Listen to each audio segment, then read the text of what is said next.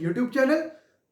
इस वीडियो में मैं डिस्कस करने जा रहा हूं कि कौन से डॉक्यूमेंट्स है काफ़ी इंपॉर्टेंट है जो हमें कैरी करने हैं जब हम कनाडा के लिए ट्रेवल कर रहे हैं। वो आपसे कहीं भी मांग सकते हैं, चाहे आपकी बोर्डिंग के समय वो आपसे चेक कर सकते हैं, जब आप जिस कंट्री से अपनी फ्लाइट बोर्ड कर रहे हो उधर इमिग्रेशन चेक पे पूछ सकते हैं, या जब आप कनाडा लैंड कर जाओगे उस समय वो आपसे पूछ सकते हैं कि आप हमें ये डॉक्यूमेंट्स बताओ।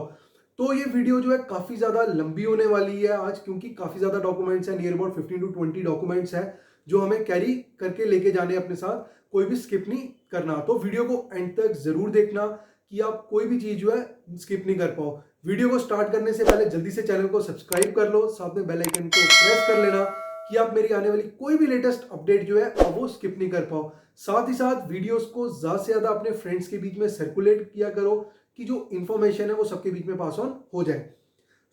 जैसे स्टूडेंट्स जो है ट्रेवल कर रहे हैं, कुछ जो इनडायरेक्ट रूट से ट्रेवल कर रहे हैं, कुछ जो है डायरेक्ट की जो फ्लाइट्स है वो ओपन होने का वेट कर रहे हैं। तो डॉक्यूमेंट्स जो है वो सबको कैरी करने हैं। तो काफ़ी स्टूडेंट मेरे से पूछ रहे थे कि कौन से डॉक्यूमेंट्स जो है हमें कैरी करने चाहिए, कौन से इंपॉर्टेंट है। तो मैंने सोचा एक वीडियो बना के मैं आपको सारा एक्सप्लेन कर दूं। तो ये जो है डॉक्यूमेंट्स मैंने पूछे, जो स्टूडेंट्स अभी मेरे फ्रेंड्स मतलब जो मेरे फ्रेंड्स हैं वो पहुंच गए हैं कनाडा, मैंने उनसे पूछा कि कौन से हैं, और भी जो बाकी स्टूडेंट जो पहुंच गए हैं तो मैंने उनसे पूछा। तो सबसे पहले एडवाइस आपको, देखो जो भी डॉक्यूमेंट्स है आपको जो भी मैं बताऊंगा इस वीडियो में उसका आपको ओरिजिनल भी कैरी करना है। फिर उसके साथ आप क्या करना, उनकी एक या दो है फोटो कॉपी करा लेना। फोटो कॉपी आप जो मर्जी कराओ, चाहे कलर्ड करवाओ या ब्लैक एंड व्हाइट कराओ, वो आपके ऊपर है। कलर्ड करवाओगे, कलर्ड से थोड़ा इजीली पढ़ा जाता है, बट आप दोनों में से कोई भी करवा सकते हो, कोई कंपलसरी नहीं है कि कलर्ड ही चाहिए, photo copy black and white नहीं चलेगी, ये चीज। फिर सेकेंड एडवाइस कि जो आपके डॉक्यूमेंट्स हैं उनको अपना सेपरेट सेपरेट फाइल्स बनाना है। एक फाइल आप वो बनाना जिसमें आप सारे के सारे ओरिजिनल डॉक्यूमेंट्स रखोगे। फिर दूसरी फाइल वो बनाना कि जिसमें आप जो है सारे के सारे जितने भी ओरिजिनल के जो भी फोटोस्टेट आपने सारे करे हैं वो सारे के सारे आप रखोगे। थर्ड फाइल वो बनाना जो सबसे मोस्ट इंपॉर्टेंट डॉक्यूमेंट्स है, जो वो मांगते हैं एयरपोर्ट पे, चाहे आप फ्लाइट बोर्ड कर रहे हो और कनाडा लैंड करके जो वो डॉक्यूमेंट्स मांगते हैं वो वाले डॉक्यूमेंट, वो मैं आपको आगे बताऊंगा कि सबसे ज्यादा इंपॉर्टेंट कौन से है। पहले बताऊंगा कि कौन से हमें कैरी करने हैं, फिर उसके बाद कौन से सबसे ज्यादा इंपॉर्टेंट है जो वो आपसे मांगेंगे वो बताऊंगा। तो आप ये ना ऐसे बाइफ्रिकेट कर लेना कि जिस समय जब वो आपसे कोई भी डॉक्यूमेंट मांगे आपको पता हो कि हाँ कि कौन सा डॉक्यूमेंट किस फाइल में पड़ा, आप उसी समय उनको बता दो, आप उधर पैनिक नहीं करो। और फोर्थ एडवाइस ये है कि एक दो बारी जो है सारे के सारे डॉक्यूमेंट्स को गो थ्रू कर लेना। ये ना हो कि वो आपसे कोई भी डॉक्यूमेंट मांगे, आप उस समय पूछो उनसे कि अच्छा कौन सा डॉक्यूमेंट होता है, क्या होता है, तो उनसे उनको ये लग जाएगा कि स्टूडेंट जो है थोड़ा बहुत पैनिक कर रहा है, तो वो मे बी वो ज्यादा क्वेश्चंस पूछ सकते हैं। तो इट्स बेटर कि आप एक दो बारी आप अपनी जो है रिवीजन करके चले जाओ कि कौन से डॉक्यूमेंट्स है, क्या नहीं है, तो आपको कोई प्रॉब्लम फेस करनी नहीं पड़ेगी। अब करते हैं स्टार्ट। सबसे पहला डॉक्यूमेंट जो है आपके एकेडमिक डॉक्यूमेंट्स। जो आपके एकेडमिक डॉक्यूमेंट्स में सारे के सारे डॉक्यूमेंट्स आते हैं जो आपने इंडिया में एजुकेशन करी है, चाहे जिसने 12th करी हुई है, जिसने ग्रेजुएशन करी है, जिसने पोस्ट ग्रेजुएशन, आपको सारे के सारे डॉक्यूमेंट्स कैरी करके लेके जाने हैं। जैसे 10th की मार्कशीट, 12th की मार्कशीट, उनके 10th और 12th के डिप्लोमा, फिर आपके जो ग्रेजुएशन के सारे सेमेस्टर्स की मार्कशीट, फिर उसके बाद आपकी जो ट्रांसक्रिप्ट आपको मिलती है आपको वो कैरी करनी है, फिर उसके बाद जो आपको डिग्री मिलती है आपको वो कैरी करनी है। Same goes with post graduation में भी आपको सेम डॉक्यूमेंट जो है ये कैरी करने हैं। फिर सेकंड आ गया आपका आइल्स का टीआरएफ। जब आप आइल्स का एग्जाम देते हो, आपका रिजल्ट डिक्लेयर होता है, तो आपको एक टीआरएफ आता है कोरियर के थ्रू, तो आपको वो अपने साथ कैरी करना ही करना है ओरिजिनल में, ये चीज है। अभी मैं ये डॉक्यूमेंट्स बता रहा हूं जो आपको कैरी करने हैं, उसके बाद मैं आपको बताऊंगा कि इंपॉर्टेंट सबसे ज्यादा कौन से है।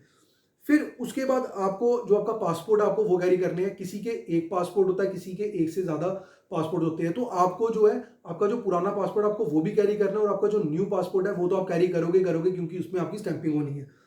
फिर उसके बाद आ गया आगे आपको जो कॉलेज का लेटर ऑफ एक्सेप्टेंस है आपको वो कैरी करना है। कॉलेज या यूनिवर्सिटी से आपको जो एलओए मिलता है, लेटर ऑफ एक्सेप्टेंस, आपको वो कैरी करना है। फिर अब इसमें क्या हो गया, इसमें कुछ स्टूडेंट्स हैं जिन्होंने अपना कोर्स जो है डेफर करवाया होता है। जैसे जिन्होंने फॉर एग्जांपल जैन से उन्होंने मई में शिफ्ट किया, फिर सितंबर में शिफ्ट किया, तो आपको क्या करना है, आपको जो आपका जो करंट एलओए है आपको वो शो करना है अगर आपसे वो एलओए मांगते हैं। बट आपको जो आपके पुराने सेमेस्टर पुराने जो इनटेक्स के एलओए वो आपको अपने साथ रखने ही रखने हैं। मोस्ट प्रॉब्ली वो आपसे जो है जो आपका लेटेस्ट एलओए आपसे वही मांगेंगे कि क्या नहीं है, बट आपको आपके जो पुराने एलओए आपको वो भी अपने साथ रखने हैं। मे बी वो आपसे कोई भी क्वेश्चनिंग कर सकते हैं। जैसे क्या होता है, कभी स्टूडेंट जो होता है उसका पासपोर्ट स्टैंप हो जाता है, बट स्टैंप होने के बाद वो अपना कोर्स जो है वो डेफर करवा लेते हैं या कुछ करते हैं, तो उस केस में क्या होता है, वो पूछ सकते हैं आपसे कि आपका पासपोर्ट स्टैंप हुआ था तो आपने कौन सा इनटेक था पहले, वो कोई भी क्वेश्चन कर सकते हैं। तो आप पुराने एलओए जो है वो भी साथ रखना, बट जो आपको शो जो वहाँ पे आपको करना पड़ेगा वो आपको डेफर्ड एलओए, जो आपका लेटेस्ट इनटेक का एलओए होगा, आपको वो शो करना है। फिर अब नेक्स्ट आ गया आपका जो ट्यूशन फीस की आपकी रिसिप्ट है, जो आपने फीस पे करी होती है कॉलेज को, आपने वो रिसिप्ट भी अपने साथ कैरी करनी है। जो आपने, चाहे आपने कितने पार्ट्स में पे की हो, फर्स्ट एक पार्ट में, दो पार्ट में, तीन पार्ट में, अब वो तीनों की तीनों जो आप अपने साथ रखना कि आपकी वो जो टोटल अमाउंट आपने जो पे करी है वो टोटल अमाउंट की जो आपकी रिसिप्ट बन जाए। फिर उसके बाद नेक्स्ट आपका आ गया जीआईसी सर्टिफिकेट। ये सबसे इंपॉर्टेंट सर्टिफिकेट है। जीआईसी सर्टिफिकेट आपको अपने पास कैरी करके लेके जाना है। वो आपसे पूछ सकते हैं, ये आपको ओरिजिनल फॉर्म में ही आपको कैरी करना है। फिर उसके बाद आपका आ गया वीजा अप्रूवल लेटर, जिसको हम क्या कहते हैं, कॉरेस्पॉन्डेंस लेटर भी इसको हम कहते हैं।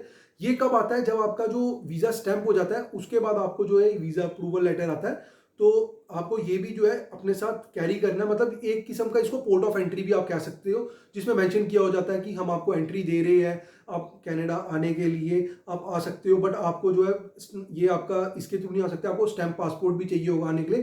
तो उस किस्म का जो होता है ये चीज होती है। फिर उसके बाद आगे आपका नेक्स्ट आ गया मेडिकल ट्रैकिंग शीट। जैसे जब आप अपना मेडिकल आप अपना सबमिट करते हो तो आपको एक ट्रैकिंग शीट मिलती है।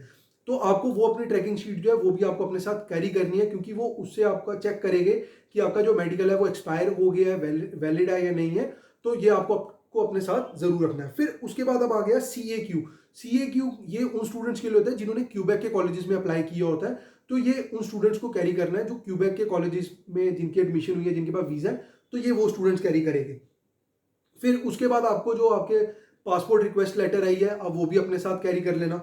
अभी ये सारे के सारे सिर्फ डॉक्यूमेंट्स हैं जो जो हमें कैरी करने हैं। अभी आगे मैं आप बताऊंगा कि इंपॉर्टेंट डॉक्यूमेंट्स कौन से हैं। अगर आप जाने का सोच रहे हो अभी वीडियो छोड़ के, अभी रुक जाओ, आगे मैं इंपॉर्टेंट डॉक्यूमेंट जो कैरी करने हैं वो भी बताऊंगा।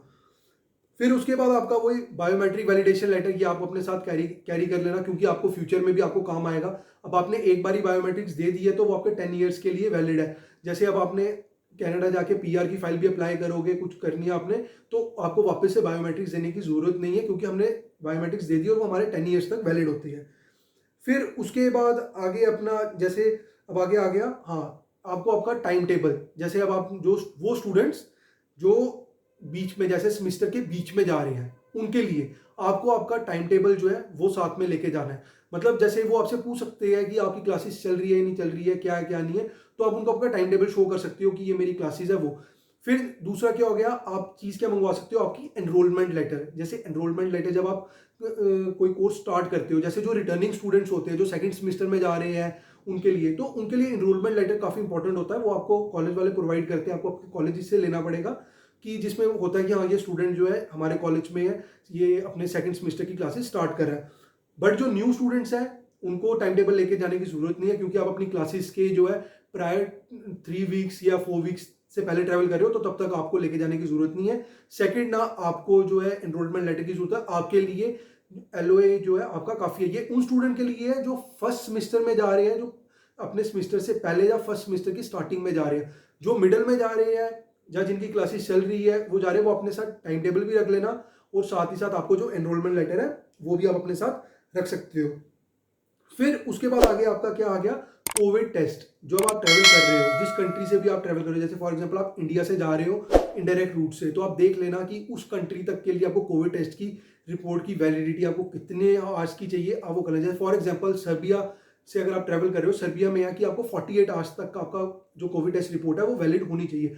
फिर जब आप सर्बिया से करवाओगे या किसी भी कंट्री से आप करवाओगे, कनाडा ने अपना रखा हुआ है कि हमें 72 आवर्स की नेगेटिव रिपोर्ट चाहिए। तो आप ये वाली चीज जो है एक बारी ध्यान से करना कि आपका जो 72 आवर्स है कनाडा पहुंचने से पहले खत्म नहीं होने चाहिए। फिर उसके बाद आगे आपकी एयर टिकट्स, वो तो आपको रखनी ही रखनी है कि आपके एयर टिकट्स क्या क्या नहीं है। फिर उसके बाद आपको आगे आपको बताना है कि अपना जो आपके क्वारंटाइन, अब इसमें भी अब जो क्वारंटाइन प्लान है ये भी दो किस्म के इसमें भी स्टूडेंट्स आएंगे। एक वो जो फुल्ली वैक्सीनेटेड है, एक वो जो फुल्ली वैक्सीनेटेड नहीं है। तो पहले हम बात करते हैं जो फुल्ली वैक्सीनेटेड है। जो फुल्ली वैक्सीनेटेड है स्टूडेंट्स, उनको तो आपको अपने साथ जो आपने दोनों के दोनों डोजेज आपको लगी है, आपको वो सर्टिफिकेट रखने हैं। फिर अगर बाई चांस अगर आपके पास जो फर्स्ट सर्टिफिकेट का फर्स्ट डोज का सर्टिफिकेट नहीं है, तो आपको कैसे प्रूफ करना अपना शो, आप कर सकते हो। जैसे आपको जो आपने अपनी फर्स्ट अपॉइंटमेंट ली होगी फर्स्ट डोज की, तो आपको मैसेज आया होगा कि आपकी अपॉइंटमेंट बुक हो गई है ये, तो आप वो उसका स्क्रीनशॉट रख सकते हो, आप वो अराइवकैन ऐप पे डाल सकते हो। क्योंकि क्या होता है, जब हमें फाइनल सर्टिफिकेट आ जाता है तो फर्स्ट सर्टिफिकेट जो है वो वैनिश हो जाता है साइट से, तो हम वो डाउनलोड नहीं कर सकते। तो इस केस में आप इस तरह से अपना प्रूफ जो है वो दे सकते हो। साथ ही साथ जो फुल्ली वैक्सीनेटेड स्टूडेंट है, आपको 14 डेज का बैकअप क्वारंटाइन प्लान लेके जाना ही जाना पड़ेगा। जिससे क्या होगा, उनको ये, जैसे अगर बाई चांस अगर आप क्या होते हैं, अगर आपने टेस्ट करवाया अराइवल टेस्ट, उसमें आप पॉजिटिव आए तो उनको होता है कि आप 14 डेज कहीं पे आप स्टे कर सकते हो। साथ ही साथ अगर आप फुल्ली वैक्सीनेटेड में आते हो या नहीं आते हो, फाइनल डिसीजन ये इमिग्रेशन ऑफिसर के पास ही है। तो अगर उसको लगता है कि नहीं आप नहीं हो, आपको क्वारंटाइन करना पड़ेगा, तो वो उस केस में भी आपको बोल सकता है कि आप क्वारंटाइन करो। तो आपको आपका जो 14 डेज का जो पूरा का पूरा बैकअप प्लान है आपको शो करना पड़ेगा। फिर अब उसके उसके बाद आगे आगे वो स्टूडेंट्स जो फुल्ली वैक्सीनेटेड नहीं है, उस कैटेगरी में अब आपको क्या करना पड़ेगा। सबसे पहले अब आपको 3 दिन की होटल बुकिंग आपको करवानी है। जो होटल क्वारंटाइन है कनाडा में, उसका लिंक मैं डिस्क्रिप्शन में डाल दूंगा कि किस तरीके कौन सी साइट पे आपको जाके बुक करवानी है, कौन से होटल्स है। उसके ऊपर मैंने प्रॉपर एक वीडियो बनाई हुई है कि कैसे हम होटल जो है बुकिंग कर सकते हैं, उसका भी लिंक मैं डिस्क्रिप्शन में डाल दूंगा, आप देख लेना। फिर उसके बाद आपको 3 डेज होटल क्वारंटाइन प्लस आपको जो है 11 डेज क्वारंटाइन का पूरा प्लान आपको करना है कि जब आपके 3 दिन पूरे हो जाएंगे उसके बाद आप 11 डेज आप कहाँ पे स्टे करोगे। तो आपको टोटल 14 डेज का क्वारंटाइन प्लान आपको लेके जाना है, जो स्टूडेंट फुल्ली वैक्सीनेटेड नहीं है उनके लिए ये। साथ ही साथ आप एक लेटर बना सकते हो जिसमें आप पूरा प्रॉपर एक लिख लो कि मैं 3 दिन यहाँ पे, मतलब वर्ड में आप पूरा टाइप कर लेना कि 3 दिन इस होटल में स्टे कर रहा हूँ मैं, ये मेरा 3 दिन का है, 11 डेज का ये, जिसमें हमने प्रॉपर मेंशन किया हो कि मतलब 11 डेज क्वारंटाइन में मेरे को कैसे फैसिलिटीज प्रोवाइड होगी, जैसे ग्रोसरीज में कैसे लूंगा, फिर अगर मेरे को कोई हेल्प चाहिए होगी तो कैसे मेरे को कोई हेल्प करेगा, आप उसमें पूरा का पूरा आप लिख सकते हो। फिर उसके बाद अब ये वो वाले स्टूडेंट्स हैं जो इनडायरेक्ट रूट से ट्रेवल कर रहे हैं। जो इनडायरेक्ट रूट से स्टूडेंट्स ट्रेवल कर रहे हैं वो क्या कर सकते हैं, वो उनको उनको क्या शो करना है, उनकी तो जो जिस कंट्री में अभी वो जाएंगे पहले उस कंट्री की फ्लाइट टिकट्स, और जिस कंट्री में उन्होंने पहले पहले उन्होंने रहना है 2 दिन या 1 दिन, उस कंट्री की उनको होटल बुकिंग भी शो करनी है फ्लाइट बोर्ड करने से पहले। तो आपको वहां पे भी होटल जो आपको अपना बुक करके रखना है कि आपको कि क्या क्या नहीं है, वो आपसे वो चीज़ पूछ सकते हैं। फिर उसके बाद ये चीज़ें तो ये थी इंपॉर्टेंट डॉक्यूमेंट्स जो हमें, ये मतलब सारे के सारे डॉक्यूमेंट्स ही हमें अपने साथ जो है कैरी करने ही करने हैं। इसमें से क्या पता अगर कोई मैं भूल गया हूँ तो प्लीज़ स्टूडेंट्स मेरे को बता देना कमेंट सेक्शन में मेंशन करके कि कौन सा है, बाकी स्टूडेंट्स को भी पता चल जाएगा। अब ये तो हो गए जो हमने डॉक्यूमेंट्स अपने साथ कैरी करने हैं। अब आ गया सबसे इंपॉर्टेंट डॉक्यूमेंट्स कौन से हैं, जो हम अपनी जो जो मेन फाइल है जिसमें हमने फोटोस्टेट सारे रखने हैं, वो कौन सी फाइल है जिसमें हम सारे के सारे डॉक्यूमेंट्स अपने रखेंगे।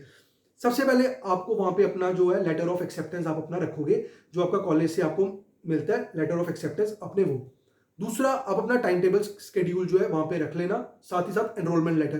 क्या पता वो आपसे जैसे क्वेश्चन कर सकते हैं कि आप का सेमेस्टर चल रहा है, आप हमें शो करो कि क्या आपका सेमेस्टर चल रहा है या नहीं चल रहा। क्योंकि काफी स्टूडेंट जो है वो समर ब्रेक में भी उन्होंने ट्राई किया था अपनी जाने के लिए, बट उन्होंने फ्लाई करने नहीं दिया, उन्होंने वहां से उनको वापस भेज दिया था। तो इट्स बेटर कि जब वो आपसे प्रूफ मांगे कि आपका क्या प्रूफ आपकी क्लासेस चल रही है, तो आप उनको अपना टाइम टेबल का स्केड्यूल, एनरोलमेंट लेटर आप ये बता सकते हो।